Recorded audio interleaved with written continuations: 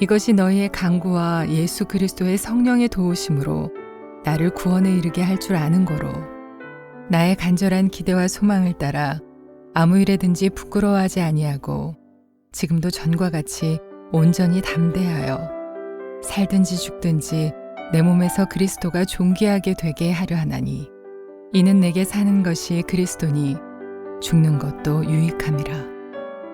그러나 만일 육신으로 사는 이것이 내일의 열매일진데 무엇을 택해야 하는지 나는 알지 못하노라. 내가 그 둘 사이에 끼었으니 차라리 세상을 떠나서 그리스도와 함께 있는 것이 훨씬 더 좋은 일이라 그렇게 하고 싶으나 내가 육신으로 있는 것이 너희를 위하여 더 유익하리라. 내가 살 것과 너희 믿음의 진보와 기쁨을 위하여 너희 무리와 함께 거할 이것을 확실히 아노니 내가 다시 너희와 같이 있으므로 그리스도 예수 안에서 너희 자랑이 나로 말미암아 풍성하게 하려 함이라. 자, 우리 가슴에 손을 얹고 믿음을 고백하고 오늘 하나님께서 저희에게 주시는 말씀 받도록 하겠습니다. 제가 먼저 고백하겠습니다. 하나님은 나를 사랑하십니다. 나는 그 사랑 안에 있습니다. 하나님은 오늘 나에게 말씀하실 것입니다. 그 말씀에 능력이 있습니다. 그 말씀에 생명이 있습니다. 나의 마음을 하나님께 열겠습니다. 나의 생각을 예수님께 집중하겠습니다. 들은 만큼 변합니다. 들은 만큼 행복해집니다. 무엇이 사람을 움직일까요? 역사를 움직이는 힘은 어디에 있는 것일까요? 메이지 대학에서 인문학을 가르치고 있는 사이토 다카시라고 하는 교수가 세계의 역사를 그리고 사람들을 움직이는 힘을 5가지로 조명을 해 주었는데 욕망, 모더니즘, 제국주의, 그리고 자본주의와 사회주의와 파시즘이라고 하는 몬스터, 그리고 종교가 이 5가지 힘이 역사를 움직인다라고 주장하였습니다. 사도 바울에게 동일한 질문을 던진다면 바울은 다르게 답을 했을 것 같습니다. 무엇이 사람을 움직이는가? 무엇이 역사를 만들어가는가? 아마 바울은 거룩한 목적, 숭고한 목적과 의미가 사람을 움직이고 역사를 만들어간다라고 답을 할 것 같습니다. 사도 바울은 거룩한 목적과 의미 때문에 그의 삶을 달려갔던 사람입니다. 그의 삶에 존재했던 숭고한 의미와 목적이 무엇인가 말씀을 통해서 좀 찾아보려고 하는데요. 사도행전 9장 15절과 16절 말씀 같이 한번 읽어볼게요. 시작. 그러나 주님께서 아나니아에게 말씀하셨습니다. 가거라, 그는 이방 사람들과 여러 왕들과 이스라엘 백성 앞에서 나의 이름을 전하도록 선택된 도구이다. 그가 내 이름을 위해 얼마나 많은 고난을 당해야 할지 내가 그에게 보여주겠다. 사도 바울은 하나님의 도구로 선택을 받은 사람이죠. 어떤 목적이 그에게 새롭게 주어졌냐면 이방인들과, 특별히 이방인들과 여러 왕들과 그리고 이스라엘 동족 백성들에게 예수 그리스도를 증거하는 이런 숭고한 목적과 의미가 그에게 부여되었습니다. 예수를 만났기 때문에 새로 갖게 된 목적과 의미죠. 사실 사도 바울은 예수를 만나기 전에도 굉장한 열정을 가지고 있는 사람이었습니다. 최고의 스승을 만나서 최고의 학문적인 혜택을 누리기도 했고 또 사내들인 공회원이 되어서 권력의 중심에 서보기도 했던 사람입니다. 히브리인 중에 히브리인이요 바리새인 중에 바리새인이고 율법에 비추어서는 본인은 흠이 없는 사람이다라고 생각을 했습니다. 사람들의 눈으로 보면 그는 당연히 존중받아야 되고 훌륭한 대상이 될 수 있는 그런 사람이었습니다. 누구 앞에서도 누구의 눈으로 보아도 사도 바울은 허투루 사는 사람이 아니었습니다. 흔히 현대인들이 생각하는 그 축복이라고 하는 모든 것들을 다 갖춘 사람처럼 보입니다. 그러나 그때 그렇게 살아가고 있던 모든 것을 가지고 있던 사도 바울에게는 숭고한 의미와 목적은 존재하지 않았습니다.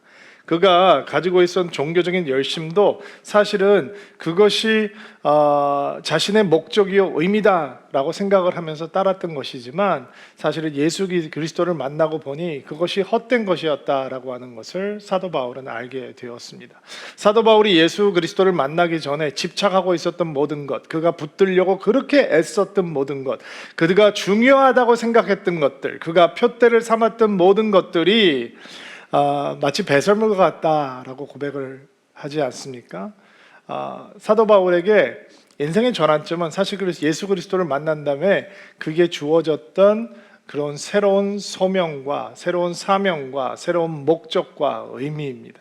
사도 바울은 그것을 위해서 열심히 달려가고 있는 사람이었습니다. 그러면 사도 바울이 그가 예수 그리스도 안에서 발견하게 된 목적과 의미를 어떻게 간략하게 파워풀하게 설명을 하고 있는가? 21절 말씀인데 오늘 우리가 읽은 본문의 중심 사상이 되는 내용입니다. 21절 말씀 같이 한번 읽어볼게요. 시작. 이는 내가 사는 것이 그리스도니 죽는 것도 유익함이라. 내게 사는 것이 그리스도니라고 하는 짤막한 그러나 굉장히 파워풀한 고백, 그것이 바로 그의 인생의 목적이 무엇인지, 그의 인생의 의미가 어떤 것인지 우리에게 알려주고 있는 고백입니다. 그의 삶은 그리스도로 충만하게 채워져 있고 그의 모든 관심은 그리스도께 몰두되어 있고, 그리고 그의 인생의 의미와 목적은 오직 예수 그리스도 안에서만 발견될 수 있다라고 하는 고백이죠. 어떤 고난과 역경 앞에서도 사도 바울이 흔들리지 않을 수 있었던 이유, 그가 두려워하지 않을 수 있었던 이유도 그의 인생은 예수 그리스도께서 그의 삶 속에 새롭게 심어주신 그 숭고한 목적과 의미를 따라가고 있는 삶이었기 때문입니다. 사도행전 20장 말씀을 좀 찾아서 읽어볼 텐데요. 22절부터 24절 말씀입니다. 한 목소리로 읽겠습니다. 그러나 이제 나는 성령의 명령에 따라 예루살렘으로 갑니다. 그곳에서 내게 무슨 일이 닥칠지 나는 알지 못합니다. 다만 내가 아는 것은 어느 도시에 가든지 감옥과 환난이 나를 기다리고 있다고 성령께서 내게 경고해 주셨다는 사실뿐입니다. 그러나 나는 내 목숨을 아깝게 생각하지 않습니다. 예수님께로부터 받은 사명, 곧 사람들에게 하나님의 은혜의 복음을 전하는 일을 다 마칠 수만 있다면 말입니다. 자, 자신의 생명을 소중하게 생각하지 않은 사람이 어디 있고, 자신의 생명이 아깝다라고 생각하지 않는 사람이 어디 있겠습니까? 목숨 잃는 것을 두려워하지 않는 사람이 어디 있겠어요? 그러나 사도 바울이 가는 곳마다 감옥과 환난이 기다리고 있음에도 불구하고 나는 자신의 목숨을 아끼지 않습니다. 아깝지 않습니다. 라고 고백을 합니다. 그 이유가 무엇이냐? 바로 예수를 만난 다음에 그에게 주어졌던 거룩한 목적과 의미 때문이죠. 그가 찾고 있는 삶의 의미는 오래 사는 것에 있지 않습니다. 편안하게 사는 것에 있지 않습니다. 안락하게 사는 것에 있지 않습니다. 그것이 사도 바울이 추구하는 바가 아닙니다. 사도 바울이 추구하는 것은 예수 그리스도께서 그의 삶 속에 심어주신 숭고한 목적과 의미를 향해서 멈추지 않고 달려가는 것입니다. 그것이 무엇입니까? 바로 예수 그리스도의 복음을 증거하는 것입니다. 사람들의 눈에 보면 사도 바울은 참으로 비참하고 구차한 인생입니다. 예수를 만나기 전에는 세상 사람들의 눈에는 잘 나가는 사람이었습니다. 모든 것이 그의 뜻대로 되고 있었습니다. 사람들이 부러워할 만한 것들을 다 갖추고 있는 사람이었습니다. 근데 예수를 만나고 나서 다 잃어버립니다. 그리고 완전 내리막입니다. 가는 곳마다 매맞고 거절당하고 핍박받고 이제는 감옥에 갇히게 되었으니 그런 인생을 누가 흠모하겠습니까? 그러나 사도 바울은 여전히 기쁨으로 충만합니다. 사도 바울의 기쁨은 흔들리지 않습니다. 핍박을 당해도, 그리고 그가 매를 맞아도, 억울한 누명을 써서 감옥에 들어가 있어도 그는 흔들리지 않는 기쁨을 붙들고 있었습니다. 어느 것도 무엇도 누구도 그 기쁨을 무너뜨릴 수가 없었습니다. 그에게 하나님께서 주신 숭고한 목적과 의미가 있었기 때문에, 그리고 그것을 따라가는 헌신이 있기 때문에 감옥이라는 것도 그의 기쁨을 빼앗아갈 수 없었고 흔들 수 없었던 것입니다. 많은 사람들이 예수를 믿는다라고 하면서 교회를 다니고 신앙생활을 한다라고 하면서 이런 온전한 기쁨을 누리지 못합니다. 왜 그렇습니까? 기도한다라고 하면서 여전히 염려하고 걱정하기 때문입니다. 천국의 소망을 가지고 있다라고 하면서 이 땅의 사건들 때문에 낙심하고 좌절하기 때문입니다. 하나님의 선하심을 믿는다라고 하면서 고난의 파도를 보면 지레 겁을 먹고 두려워하기 때문입니다. 기쁨이 상황과 상관없는다라고 하는 것을 우리가 머리로는 이해하는데 가슴으로 납득하거나 받아들이기가 어렵기 때문입니다. 믿음으로 확인하는 것보다 눈으로 확인하는 게 더 중요하다라고 생각을 하니까 작은 일 때문에 우리는 두려워하고 작은 일에도 기쁨이 흔들리고 작은 일 때문에 기쁨을 잃어버리게 되는 것입니다. 사도 바울은 그의 짤막한 고백을 통해서 믿음의 사람들이 어떻게 흔들리지 않는 기쁨에 거할 수 있는가, 그 비밀을 우리에게 알려주죠. 그것이 무엇입니까? 내게 사는 것은 그리스도니. 풀어 설명하면 그리스도를 위해 사는 삶이라는 것입니다. 우리가 어떤 상황에도 흔들리지 않는 기쁨을 유지할 수 있는 영적인 비결은 그리스도를 위해서 사는 삶을 살아가는 것입니다. 그렇다면 그리스도를 위해서 산다라고 하는 것은 과연 어떤 의미일까요? 사실 이 질문은 굉장히 큰 질문입니다. 우리 신앙생활 전체를 아우르는 질문이잖아요. 우리가 신앙생활 자체가 그리스도를 위해서 살아가는 삶이니까, 그렇다면 그 삶이 어떤 삶이냐라고 하는 것은 대단히 폭넓은 답을 요하는 질문입니다. 그런데 오늘 우리는 이 질문 앞에서 그리스도를 위해서 살아간다라고 하는 의미는 무엇인가? 이 큰 질문 앞에서 오늘 우리에게 주어진 본문의 울타리 안에서 그 답을 찾아보려고 합니다. 오늘 우리가 묵상하게 된 본문 안에서 사도 바울이 이야기하는 그리스도를 위해서 산다라고 하는 의미는 어떤 것일까 좀 찾아보려고 하는데요. 19절부터 20절 말씀을 한번 읽어보도록 하겠습니다. 시작.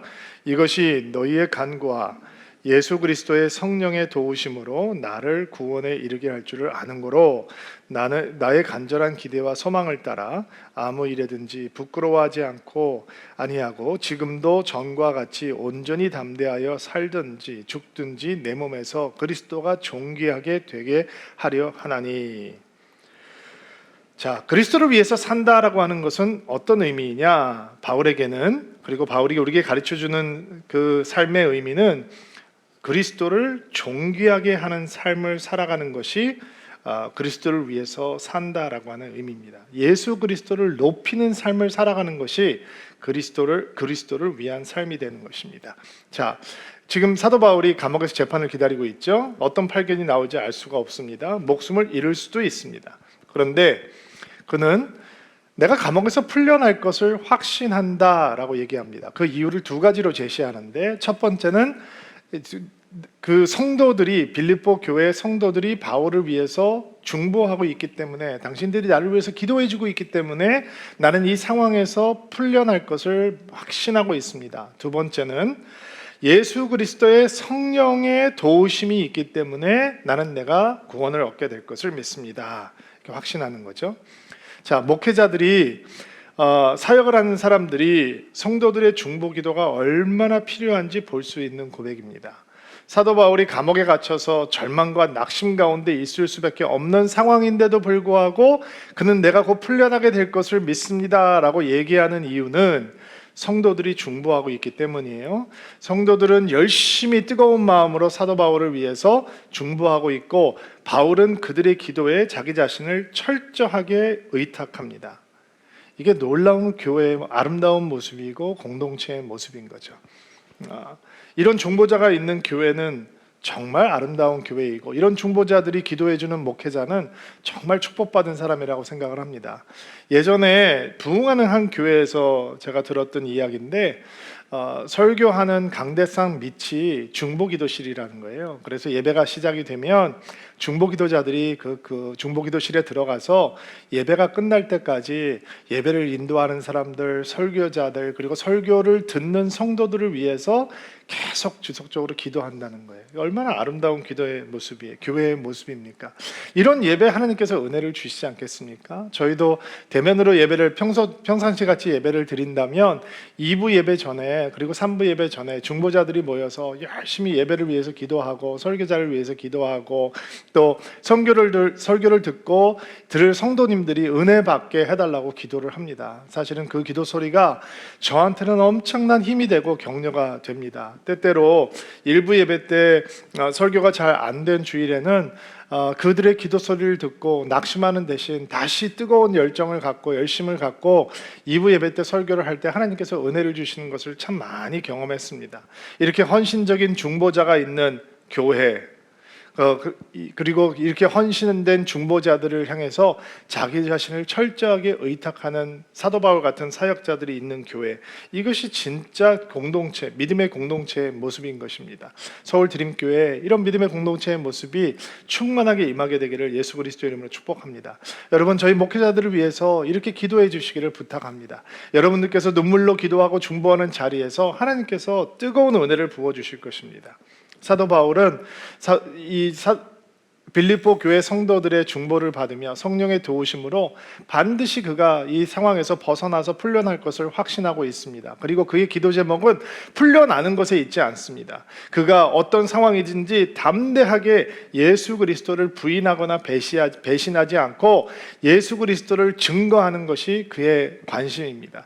그리고 그의 몸에서 예수 그리스도께서 그것을 통해서 존귀함을 받으시는 것이 사도 바울의 관심입니다. 그가 살든지 죽든지 그것은 중요하지 않습니다. 그가 재판을 받고 그걸 재판하는 자들 앞에 설 터인데 그들 앞에서 절대로 자기의 믿음이 부끄럽게 되지 않고 예수 그리스도가 부끄럽게 되지 않고 담대하게 예수 그리스도를 증거함으로 복음을 말함으로 예수 그리스도께서 존귀함을 받고 높임을 받게 되는 것, 그것이 사도 바울의 관심이었습니다. 사실 사도 바울이 하고 있는 이 말 가운데 우리가 쉽게 놓칠 수 있는 짧은 말씀이 하나 있는데요. 그것은 예수 그리스도께서 존귀하게 되려 하나니 하기 전에 나오는 내 몸에서라고 하는 단어입니다. 그리스도의 사도 바울은 예수 그리스도를 존귀하게 하는 삶을 말하면서 내 몸에서라고 하는 표현을 썼습니다. In my body, 내 몸을 통해서, 나의 몸 안에서 그리스도가 존귀하게 되는 것을 강조하고 있는 것입니다. 이 말씀에 비추어서 보면 그가 얘기하고 있는 내 몸에서, 내 몸을 통해서 그리스도께서 존귀함을 받는다라고 하는 건 곧 열리게 될 재판에서 그가 부끄러워하지 않고 수치스럽게 생각하지 않고 담대하게 예수를 말하고 예수 그리스도의 복음을 증거하는, 예수를 말하고 예수 그리스도의 복음을 말하는 것, 이것이 내 몸으로 예수 그리스도를 존귀하게 하는 삶이다. 그는 이렇게 고백을 하고 있는 것입니다. 여러분, 예수를 말하는 것이 우리의 몸으로 주님 앞에 영광을 돌리는 삶입니다. 예수 그리스도의 복음을 부끄럼 없이 말하는 것이 우리의 몸으로 예수를 높이는 삶이 되는 것입니다. 이게 사도 바울의 얘기입니다. 그런데 조금 더 넓게 묵상을 해보면 우리의 몸으로 예수 그리스도를 존귀하게 한다, 높여드린다라고 하는 것이 또 다른 의미가 있다라고 하는 것을 우리는 찾을 수 있습니다. 말씀 몇 군데를 좀 보면서 그 의미를 찾아보겠는데, 고린도전서 6장 19절부터 20절 말씀입니다. 같이 한 목소리 읽을게요. 여러분의 몸은 하나님께 받은 것이며 여러분 안에 거하시는 성령의 성전이라는 사실을 알지 못합니까? 여러분 자신의 것이 아닙니다. 여러분은 하나님께서 값을 치르고 산 몸입니다. 그러므로 여러분의 몸으로 하나님께 영광을 돌리십시오. 자, 우리의 몸으로 그리스도를 높이는 삶이 어떤 것인가? 우리가 성령의 성전인 것을 깨닫고 우리의 몸을 통해서 하나님께 영광을 돌리는 삶, 그것이 바로 그리스도를 존귀하게 하는 삶입니다. 우리의 몸을 통해서 하나님께 영광을 돌린다라고 하는 것이 어떤 의미인가? 세상과 다르게 살아가는 것입니다. 세상의 사람들처럼 똑같이 살아가는 것이 아니라 세상 사람들과 다르게 살아갈 때 우리는 성령의 성전으로 순결한 삶을 통해서 하나님께 영광을 돌리는 삶을 살 수 있는 것이고, 그것이 그리스도를 높이고 그리스도를 존귀하게 하는 삶이 되는 것입니다. 이번 주에 생명의 삶 큐티 말씀을 묵상하다가 정말 보석 같은 신앙을 갖고 있는 사람들을 만나게 되었습니다. 예레미야 35장에 등장하는 레갑의 후손들 이야기입니다. 레갑의 조상 요나답이 레갑의 사람들에게 이런 명령을 합니다. 당신들은 포도나무에서 만들어진 포도 열매로 만든 포도주를 가까이 하지 말 것과 집을 짓지 않고 살 것과 파종을 하지 않을 것과 포도원을 갖지 않을 것과 장막에 거하라 라고 하는 명령을 합니다. 이 모든 명령들이 세상에 취해 살지 말고 세상을 가까이 하지 말고 오직 하나님만 바라보고 하나님만 의지하고 하나님만 붙들고 살아가라 라고 하는 명령입니다. 굉장히 불편한 명령입니다. 세상 사람들처럼 살지 말라고 하는 게 얼마나 불편한 것입니까? 다른 사람들은 다 집을 가지고 있는데 장막에 살아야 합니다. 밭에서 파종을 하고 살아야 되는데 떠돌이처럼 살아야 됩니다. 다른 사람들은 포도원을 소유하고 포도원에서 나는 열매로 즐거워하는데 그들은 그런 것들을 누리지 못합니다. 세상 사람들의 눈으로 보면 레갑 사람들은 초라하고 그리고 그들의 삶은 너무 불편하고 왜 저렇게 유난스럽게 믿을까라고 생각이 될지 모릅니다. 바보스러워 보이는 거죠. 그런데 하나님께서 이런 삶을 선택하는 레갑 자손들을 통해서 그 당시 유다 백성들이 가지고 있었던 불신앙, 불순종 이런 것들을 폭로하십니다. 레갑 사람들을 왜 하나님께서 언급하시느냐? 이 사람들은 나를 순종하며 이렇게 나를 배신하지 않고 살고 있는데 유다 백성 너희들은 왜 나를 순종하지 않고 이렇게 완악하게 살아가느냐? 그들의 완악함을 폭로하기 위해서, 그들의 불신앙을 폭로하기 위해서 세상과는 전혀 다르게 살고 있는 레박 사람들을 하나님께서 사용하십니다. 이렇게 유난스럽게 하나님을 믿고 바보스럽게 하나님을 믿고 있는 사람들에게 하나님께서는 어떤 약속을 하시냐면 레갑 자손들에게서 하나님 앞에 설 사람들이 영원히 끊어지지 않을 것이다 얘기합니다. 말씀하십니다. 자자손손 하나님 앞에 서는 믿음의 사람들이 계속해서 나올 거라고 하는 그런 약속이죠. 얼마나 놀라운 약속입니까? 근데 레갑 자손들의 이야기가 성경에 사라집니다. 근데 여기 나오고 진짜 없습니다. 근데 또 등장을 하는데 언제 등장을 하냐면 예루살렘 성벽이 재건되던 느헤미야 시대의 레갑 자손의 이야기가 다시 등장합니다. 느헤미야서 3장 14절 말씀 같이 한번 볼게요. 시작. 거름문은 레갑의 아들 말기야가 보수했습니다. 그는 베낙게렘 지역을 다스리던 사람입니다. 그는 문을 세우고 문짝과 자물쇠와 빗장을 달았습니다. 거름문, 분문을 보수한 사람으로, 재건한 사람으로 레갑 자손이 등장을 합니다. 여러분 어떤 생각이 듭니까? 에게 겨우 이거 하려고? 겨우 분문 만들려고 그렇게 유난스럽게 하나님을 믿었던 거야? 여러분 만약에 우리가 이런 느헤미야 프로젝트에 교회로서 참여를 한다고 한번 생각을 해보십시오. 주일날 목사님이 감격한 마음으로 감동을 합니다. 우리가 예루살렘 성벽을 재건할 겁니다. 우리에게 역할이 주어졌는데 우리의 역할은 거름문을 재건하는 겁니다. 여러분은 기분이 어떠시겠어요? 기분이 좋으시겠습니까? 왕들이 드나드는 문도 아니고 예배자들이 성전을 갈 때 드나드는 문도 아니고 상인들이 물건을 실어 나누면서 왔다 갔다 하는 문들이 아니고 그 성벽을 지키는 군사들이 드나드는 문도 아니고 걸음을 실어 나누는 그런 문을 서울 드림교회가 드림인들이 만들라는 거야? 우리를 어떻게 생각하는 거야? 목사님들이 바깥에서 인정을 못 받는구만. 인정을 못 받더니 거름문을 지으라고 그러지 인정을 받았으면 번듯한 문을 재건하라고 그럴 텐데 이렇게 자존심 상하는 일이 어딨어? 이렇게 우리를 함부로 대하는 일이 어딨어? 혹시 그렇게 생각하지는 않을까요? 아마 세상의 시선으로 보면 그런 생각이 떠오르는 것이 당연할 것입니다.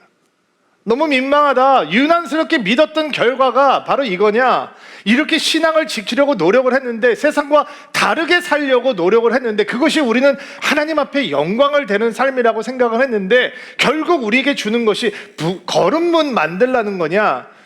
기분 나빠할 수도 있지 않겠습니까? 그런데 저는 확신합니다. 레갑의 자손들은 결코 그렇게 생각하지 않았을 것입니다.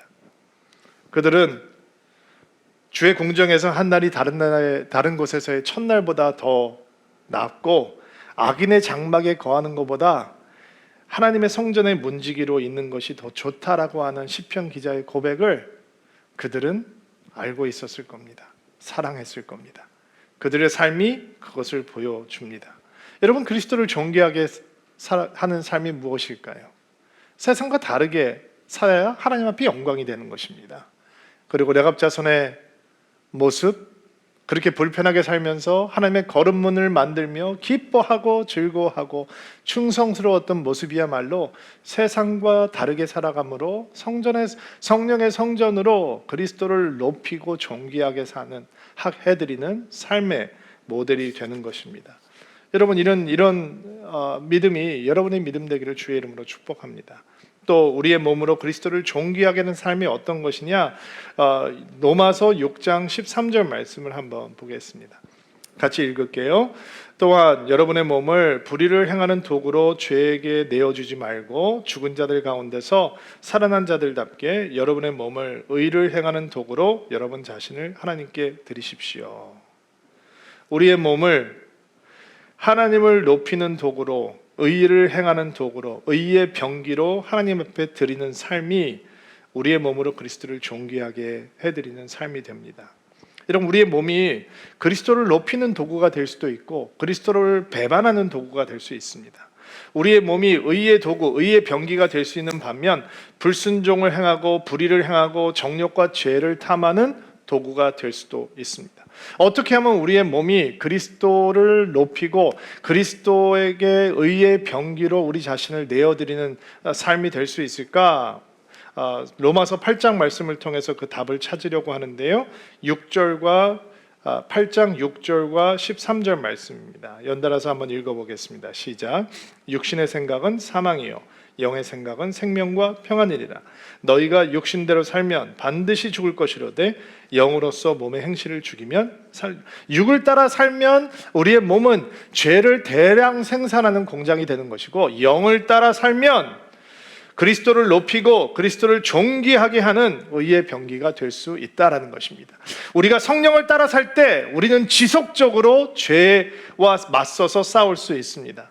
성령을 따라 살지 않으면 죄와 타협하게 됩니다. 죄를 거절하지 못합니다. 그런데 성령을 따라 살면 우리는 언제나 죄를 거절하고 죄와 맞서서 싸울 수 있게 됩니다. 죄와 맞서서 싸우는 삶을 살아갈 때 우리의 삶에서 죄의 영향력이 약화되는 것입니다. 그래서 성령을 따라가는 삶이 언제나 성장하는 삶이 되는 것입니다. 성령을 따라가는 삶을 산다고 해서 우리가 넘어지지 않는다는 뜻이 아닙니다. 우리가 때때로 실족하지만 그러나 성령을 따라 사는 사람들은 언제나 전진하는 삶을 살게 돼 있습니다.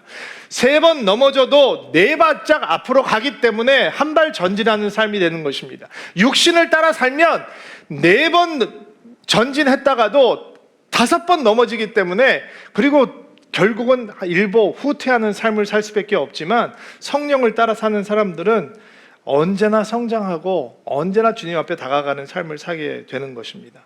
여러분, 성령을 따라 사는 삶이야말로 십자가 아래 머무는 은혜의 삶입니다. 육신의 욕심을 죽이는 일은 십자가로 가능합니다. 십자가의 능력을 붙들고 십자가의 능력을 우리의 삶을 향해서 선포하고 십자가의 능력을 의지하는 삶이 될 때 성령을 따라 살게 되는 거죠. 그때 우리의 육신의 소욕이 힘을 잃고 무너지게 되는 것입니다. 사도 바울은 얘기하지 않습니까? 날마다 나를 쳐서 복종한다. 그것이 자기의 의지로 자기를 쳐서 복종한다면 승산이 없는 것입니다. 그러나 성령의 능력으로, 성령을 따라 삶으로, 성령을 의지함으로 자신을 날마다 쳐서 복종하게 함으로 자신의 몸을 하나님께서 기뻐하시는 의의 도구로, 의의 병기로 드릴 수 있는 것입니다. 한 군씩만 더 찾아볼게요. 우리의 몸을 통해서 그리스도를 존귀하게 사는 어떤 모습인가? 갈라디아서 6장 17절 말씀 읽어보겠습니다. 시작. 이유로는 누구든지 나를 괴롭게 하지 말라. 내가 내 몸에 예수의 흔적을 지니고 있노라. 예수의 흔적을 지니고 있느라, 우리가 주목해야 되는 말씀인데, 사도 바울이 말하는 이 흔적이라고 하는 단어는 예수님의 상처, 예수님께서 십자가에 못 박히시면서 생겼던 상처들, 손에 있는 상처, 옆구리에 있는 상처를 얘기하는 아주 특수한 단어입니다. 그런데 사도 바울은 그 흔적이 나에게 있다라고 얘기합니다. 무슨 흔적일까? 아마도 사도 바울이 복음을 전하는 삶을 살다가 막 돌에 맞기도 하고, 그래서 사람들이 죽었는지 알고 갖다 버리기도 하고, 또 40에 한한 감한 태형을 맞기도 하고, 그러면서 엄청난 고난을 당하잖아요. 그러니까 몸에 아마 상흔이 많았을 것 같아요. 흉터들이 많이 있었던 거죠. 그것을 보면서 사도 바울은 그런 상흔들이 예수님을 기억하게 하는 통로, 내가 예수에게 어떤 존재인지, 예수께서 나에게 어떤 분이신지를 기억하게 하는 통로, 그가 경험한 은혜를 잊지 않고 기억하는 통로. 야, 예수 믿고 복음 전하다 보니까 내가 이렇게 고생해서 흉터가 막 이렇게 생겼어가 아니라, 핍박자였던 바울이 예수 그리스도를 만나 회심을 하고 거룩한 목적과 의미를 부여받고 그 삶을 열심히 달려가다 보니까 그에게 생겼던 이 상처들, 그럼에도 불구하고 그는 여전히 예수를 증거해야 된다고 하는 그 거룩한 사명과 거룩한 목적과 의미가 있다라고 하는 사실을 기억하게 하는 흔적이 사도 바울에게 있다라는 것입니다.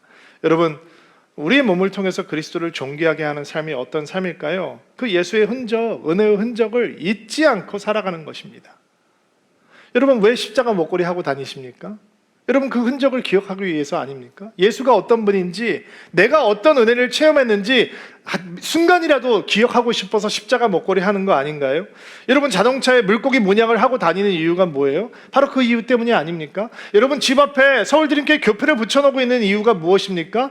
이 집이 예수 그리스도의 집이다라고 하는 것을 선포하기 위함이 아닙니까? 우리에게 어떤 은혜가 임해왔는지 그것을 집을 드나들 때마다 기억하기 위해서가 아닌가요? 여러분, SNS에다가 왜 예수의 흔적, 여러분이 크리스찬이라고 흔적을 남겨놓는 이유가 무엇입니까? 바로 예수의 흔적을 품고 살아가는 모습, 그것을 놓치지 않으려고 그렇게 흔적을 남겨놓고 있는 거 아니에요? 이렇게 예수의 흔적을 품고 예수를 기억하고 잊지 않으려고 하는 그 몸부림, 예수의 은혜를 잊지 않으려고 하는 그 몸부림, 그것이 우리의 몸을 통해서 그리스도를 높이고 존귀하게 하는 삶이 되는 것입니다. 자, 이제 바울이 본문을 통해서 알려주고 있는 그리스도를 위해서 산다라고 하는 두 번째 의미를 좀 찾아보려고 하는데요. 21절부터 26절까지의 말씀입니다. 같이 돌아가면서 읽을게요. 제가 21절 읽을게요. 이는 내게 사는 것이 그리스도니 죽는 것도 유익함이라. 22절. 그러나 만일 육신으로 사는 이것이 내일의 열매일진데 무엇을 택해야 할지는 나는 알지 못하노라. 내가 그 둘 사이에 끼었으니 차라리 세상을 떠나서 그리스도와 함께 있는 것이 훨씬 더 좋은 일이라.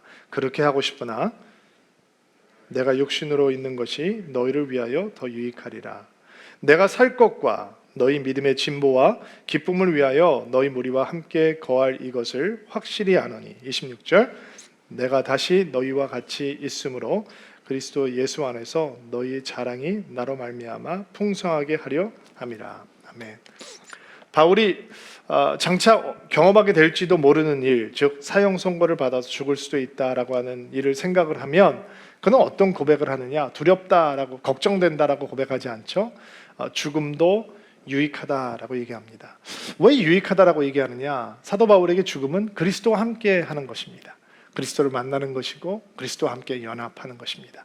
그러니까 죽음을 생각하면 마음이 설렙니다. 그에게는 감동이죠, 감격이죠.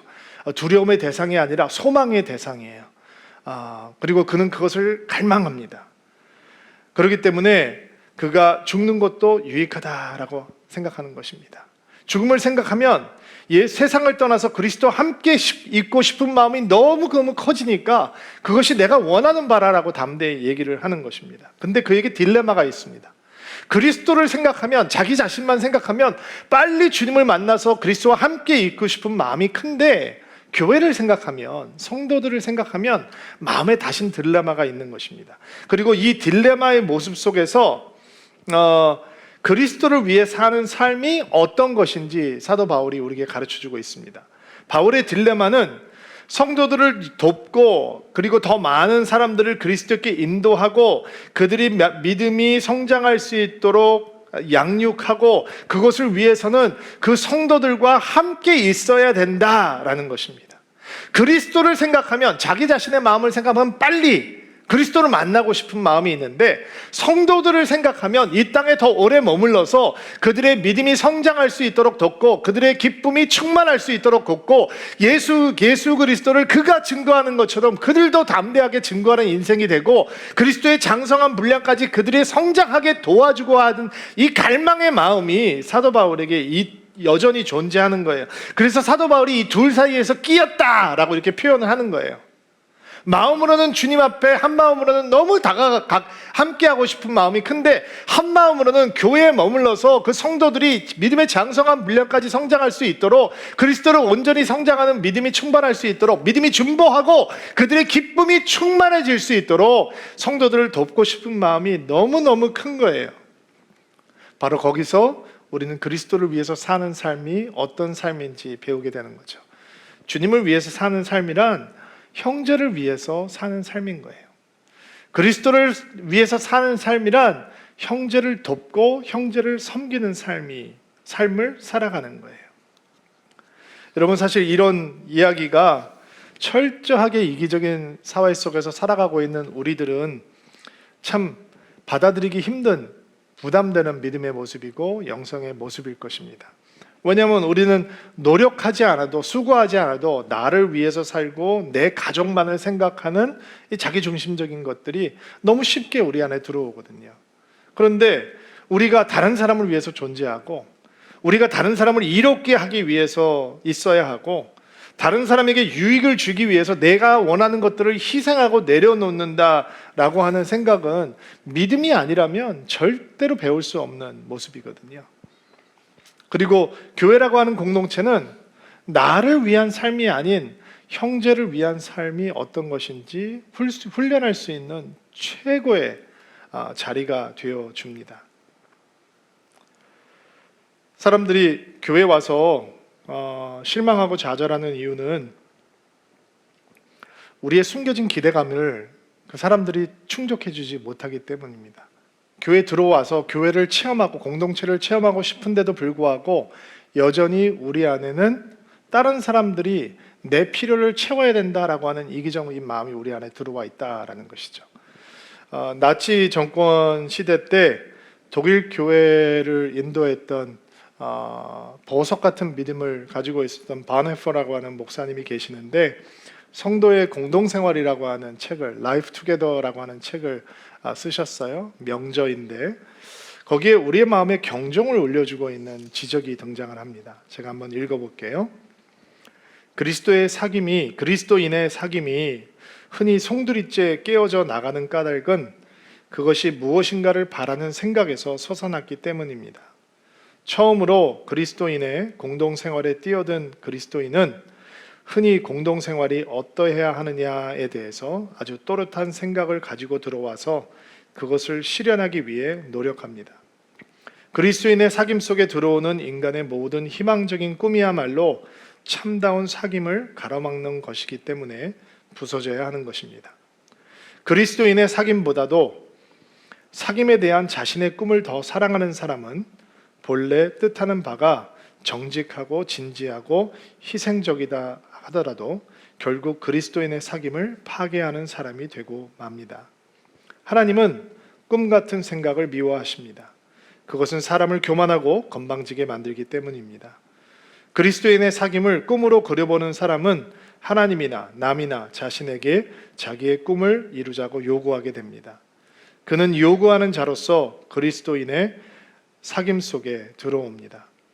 그는 요구하는 자로서 그리스도인의 사귐 속에 들어가서 자신의 법을 세우고 그것에 따라 형제뿐만 아니라 하나님도 심판합니다. 그래서 무엇이나 그의 뜻대로 되지 않으면 그는 그것을 실패라고 합니다. 그의 꿈이 부서지면 사귐은 깨어지는 것으로 봅니다. 이리하여 그는 형제를 비난하다가 하나님을 비판하는 사람이 되고 나중에는 절망 상태에서 자기를 비난하는 사람이 됩니다. 그러나 하나님께서는 우리의 사귐을 위하여 이미 유일한 터를 놓아주셨습니다. 우리가 사귐의 생활 속에 들어가기 훨씬 전에 하나님께서는 이미 우리를 그리스도 안에서 한 몸이 되도록 묶어주셨습니다. 그러므로 우리는 사귐 속에 들어갈 때 요구하는 자로 들어가는 것이 아니라 감사하며 받는 자로 들어가야 합니다. 사람들이 공동체에 들어가서 얻게 되는 유익함에 대해 고정관념, 삐뚤어진 생각이 있는데 당연히 공동체는 이래야 된다라고 하는 생각이라는 거죠. 그 또한 철저하게 자기중심적이라는 것입니다. 설사 그것이 다른 사람들을 유익하게 한다라고 하는 포장이 되어 있을지라도 그 안으로 들어가면 결국 나만을 만족시키는 자기중심적인 태도가 있다라는 것입니다. 공동체는 그래서 요구하는 자로 들어가는 사람은 절대로 경험할 수 없다는 거죠. 누가 믿음의 공동체를 경험할 수 있느냐? 누가 믿음의 공동체의 축복을 경험할 수 있느냐? 바네퍼 목사님은 감사하는 자로 들어가며 그리고 받는 자로 들어가야 된다라는 것입니다. 사도 바울이 형제를 위한 삶을 사는 것을 가르쳐주고 있지만 그러나 그는 이 빌립보 교회 성도들의 기도에 자기 자신을 철저하게 의탁합니다. 그 자신을 내어 맡깁니다. 그들의 기도가 있기에 그가 감옥에서 곧 풀려날 수 있을 것이라 라고 확신하지 않습니까? 그는 요구하는 자로 공동체에 있지 않고 형제들을 위해서 감사하는 자로, 받는 자로, 더 나아가서 형제들을 섬기는 자로, 형제들을 위한 자로 함께 하고 있는 것입니다. 나를 위한 삶은 잠깐의 기쁨을 줄 수 있습니다. 그러나 형제를 위한 삶을 선택하면 흔들리지 않는 기쁨을 맛보게 됩니다. 왜냐하면 그것이 그리스도를 위한 삶이 되기 때문입니다. 우리 레바논의 시리아 난민들을 위해서 선교사로 헌신한 우리 박희창 선교사님이 지금 비자 문제로 한국에 들어와 있는데 얼마 전에 교제하고 제가 간증을 듣다가 제 마음에 큰 울림이 왔습니다. 감동을 받았는데 언어 훈련을 하면서 시간이 날 때마다 이제 사역 현장을 다니면서 내가 누구를 섬길 수 있을까, 어떤 사람을 도와야 되나, 어떻게 도와야 되나 기도하면서 준비하고 있다가 우리 목사님의 마음, 우리 선교사님의 마음을 움직이는 한 대상들이 눈에 들어왔던 것입니다. 무슬림들이 결혼을 아내를 여러 명이 얻거든요. 그러다 보니까 때로는 아이들이 있는데도 불구하고 버림을 받는 여자들이 생기게 됩니다. 또 난민들 사이에서는 이렇게 버림을 받은 여인들이 생기면 정말 생계의 문제도 어렵지만 아이들도 굉장히 고생을 많이 하게 되는데 이 싱글맘들과 살아가고 있는 아이들이 눈에 들어온 것입니다. 겨우 입에 풀칠을 하기 위해서 엄마들은 일하면서 아이들 먹여 살리려고 노력을 할 것이고 아이들을 챙기지 못하니까 아이들은 학교도 가지 못하고 아이들이 나이가 많은데도 불구하고 글을 읽지 못하는 문맹들이 있고 이런 아이들을 보면서 선교사님이 눈물을 흘리시더라고요. 제 마음속에 이런 생각이 들었습니다. 우리 선교사님 통해서 그들에게 복음의 역사가 일어나겠구나. 그 눈물을 통해서 하나님께서 예수 그리스도의 사랑을 그들에게 전해주겠구나. 너무 돕고 싶다는 거예요. 그 사람들을. 그게 형제를 섬기는 삶인 거죠. 형제를 위한 삶인 겁니다. 여러분, 예수님이 눈에 보인다면 우린 예수님을 위해 사는 삶을 너무 쉽게 살 수 있을 겁니다. 근데 예수님이 눈에 보이지 않습니다. 근데 사도 바울은 우리에게 눈에 보이는 예수를 섬기는 삶을 소개합니다. 형제를 섬기는 삶이 바로 눈에 보이지 않는 예수 그리스도를 위한 삶, 섬기는 삶이 되는 것입니다. 거기에 흔들리지 않는 기쁨이 있는 것입니다. 그래서 교회가 이 기쁨을 배울 수 있는 최고의 훈련장이 되는 것입니다. 우리 주위에 있는 수많은 형제들, 자매들을 섬기고 사랑하고 그를 위해서 땀을 흘리는 삶이, 조용히 그들을 위해서 살아가는 삶이 눈에 보이지 않는 예수를 위한 삶이요, 그분을 존귀하게 해드리는 삶이 되는 것입니다. 자, 말씀을 마무리하려고 합니다. 사랑하는 드리민 성도들에게 여러분 묻습니다. 내게 사는 것은 그리스도니, 여러분 그 고백을 하기를 원하십니까? 저는 여러분들이 뜨거운 마음으로 하나님, 나의 인생이 그런 고백을 할 수 있는 인생이 되기를 원합니다. 그런 마음이 있게 되기를 바랍니다. 그리스도를 위해 사는 삶, 그 삶은 어떤 삶입니까? 우리의 몸으로 그리스도를 존귀하게 해드리는 삶입니다. 그리스도를 위해 사는 삶이란 어떤 삶입니까? 눈에 보이는 예수님을 위해서 사는 삶이란, 눈에 보이지 않는 예수님을 위해서 사는 삶이란 바로 눈에 보이는 형제를 위해 살아가는 삶입니다. 바로 그 길이 흔들리지 않는 기쁨이 주어지는 길입니다. 이 기쁨이 여러분 안에 충만하게 되기를, 이 믿음이 여러분 안에 충만하게 되기를 주의 이름으로 축복합니다. 한번 가슴에 손을 얹고 안수하시고요. 여러분을 위해서 축복하고 기도하겠습니다. 하나님, 바울에게 거룩한 목적을 주시고 숭고한 삶의 의미를 주셨던 하나님께서 우리에게도 동일한 거룩한 목적과 숭고한 의미를 주시기를 기도합니다. 그리고 바울이 주께서 주신 목적과 의미를 거룩한 열정을 갖고 따라갔던 것처럼 그렇게 우리 안에 심어주신 예수 그리스도의 목적과 의미를 따라가는 인생이 되기를 소망합니다. 내게 사는 것은 예수 그리스도입니다 고백했던 바울의 고백이 우리의 고백이 되기를 소망합니다. 우리 인생이 그리스도를 위한 것이기를 간절히 원합니다.